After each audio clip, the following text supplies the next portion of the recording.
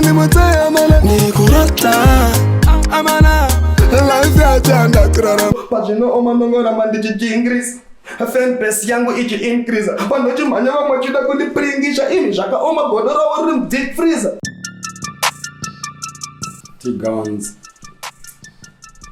aka Tinashe Gonzala, born on the 13th of April 1993, is a Zimbabwean hip-hop artist, musician, student of life, human being. And I hope you know me. I hope you know me. I really hope you know me. I hope you know me. And I'm thinking about this year, Mama, 20 years ago, you know me. Like, you know, Tinashe Gonzala. You know, Tinashe Gonzala, Ntori, Manakashawaji, Komfakose. Amai wangu aishanda nisema singaite, she was a maid. Chipana tutotidida, wakatotikuza, tikatoita in music. So Ndimutsei Ndimutsei yanangoma collection of my emotions in a situation and kasangana na 2019, like my near death experience and like Jesus chitika, you know, like Jesus, you know, and because it was cranioplasty, I thank God which rama from the robbery itself, you understand. So I know when people look at it, people can forget, the trends change, things happen, and I laugh that this is the world. It deserves the world, so you can't take your own life or voice to the whole world. And which it inspires and really talk about myself, you understand? But I use it in music because that's my talent. You get to know that I've always been that hardcore rapper, you know, like when I'm kind of my punchlines and it's hip hop. But now the cool and it has to be music also, yeah. Ndimutsei Ndimutsei amana ndikurota amana life yachanda kurarama life yachona na in I don't know. Ndimutsei Ndimutsei ndo yekuti muone kuti chikutotanga inini kana katorara, you know, and it's the symbolical meaning yekutsaya kuratidza vanhu kuti reality yangu ikutoitika ndatozongoona kuti guys toitika ndatoputika ndatombiri, everybody knows me, right? So yeah, that was what life agenda kunarama, and I don't know, and I repeated that musically. I can't believe this. It's like I'm dreaming. Because when I dream and I tamari was it. Because to the whole not to take on shows, but it's Thursday, week,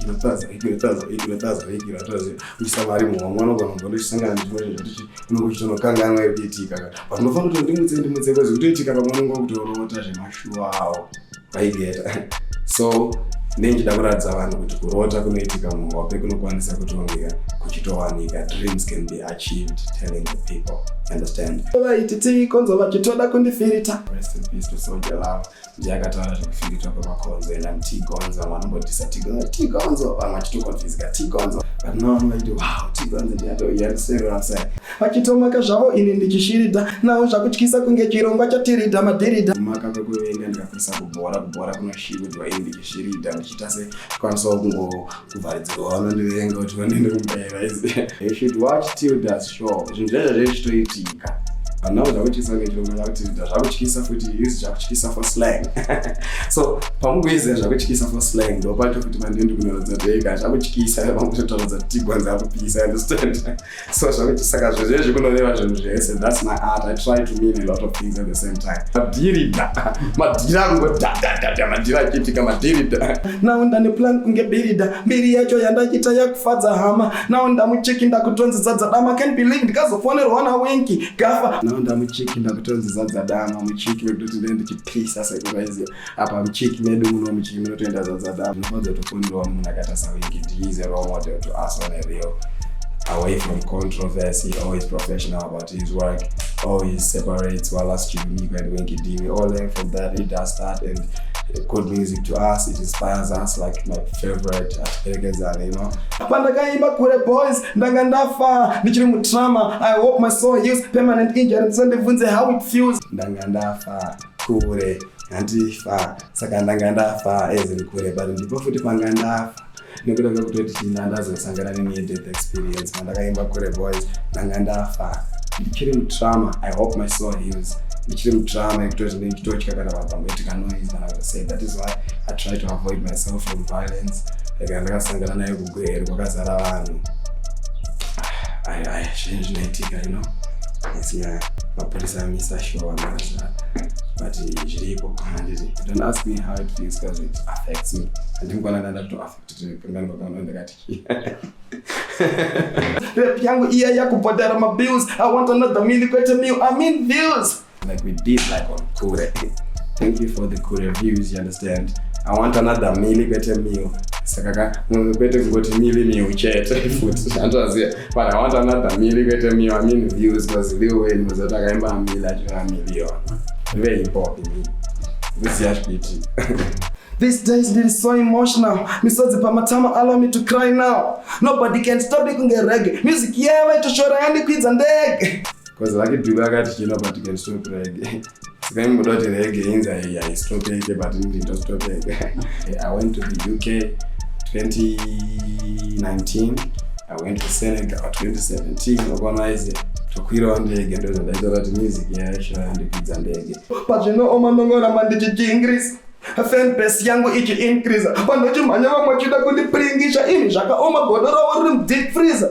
Komastana akaimba godo anditi vanhu vamwe vanotozongonovengawo ndinotoona wangu vanotondivengawo nguva for no reason or for their own reasons. Nemoni vanenge vachita zvinhu, understand kuti godo rava riri deep freezer saka ndinge chitoramba chitooma with the success otherwise. So ndikudzokera pashure nemabvesi andatanga ndati pazvinooma ndingoramba ndichijingirisa.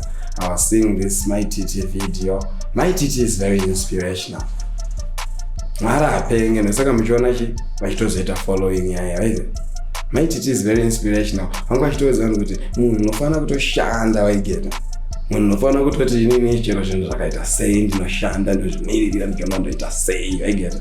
With whatever that I'm facing achitaura kuti you are you waigeta. Saka dzimwe nguva we need to listen.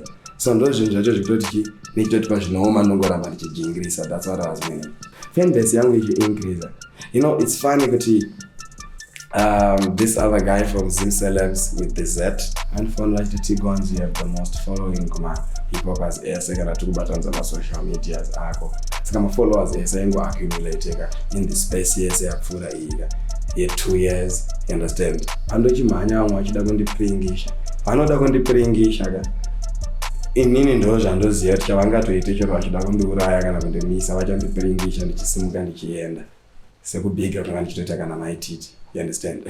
Boys, ndirikuvavhiringidza nayo mbiri mapepe awone kumavhirikidza.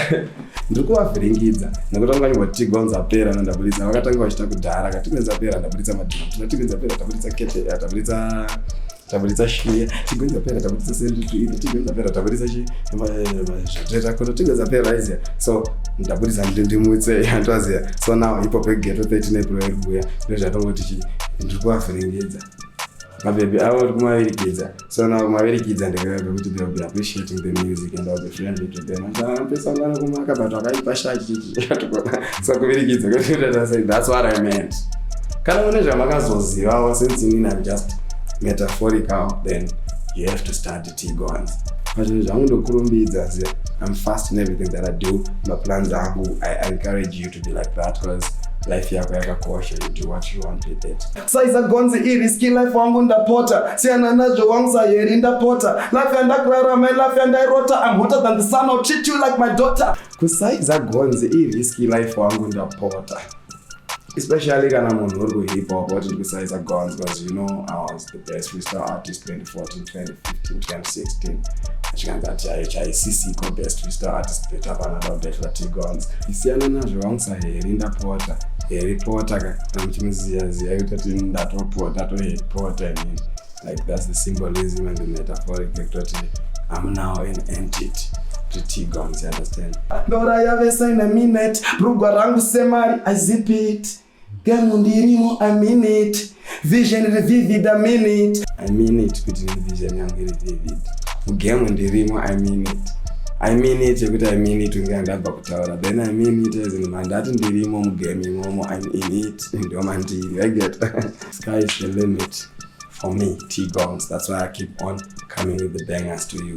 Ndimutsei amana ndiri kurota amana life yacho yandakurarama life yacho na ini I don't know. Ndimutsei amana ndiri kurota amana life yacho yandakurarama life yacho na zvenge zviroto. Solid Records, that's a hit. You did a hit song. Makaipa. Visual yakaitwa na director 20. That's Greasy, director Greasy. And I'm happy with director Greasy. I appreciate what singaite director Greasy. That's for you. We love you guys. Thank you for the love.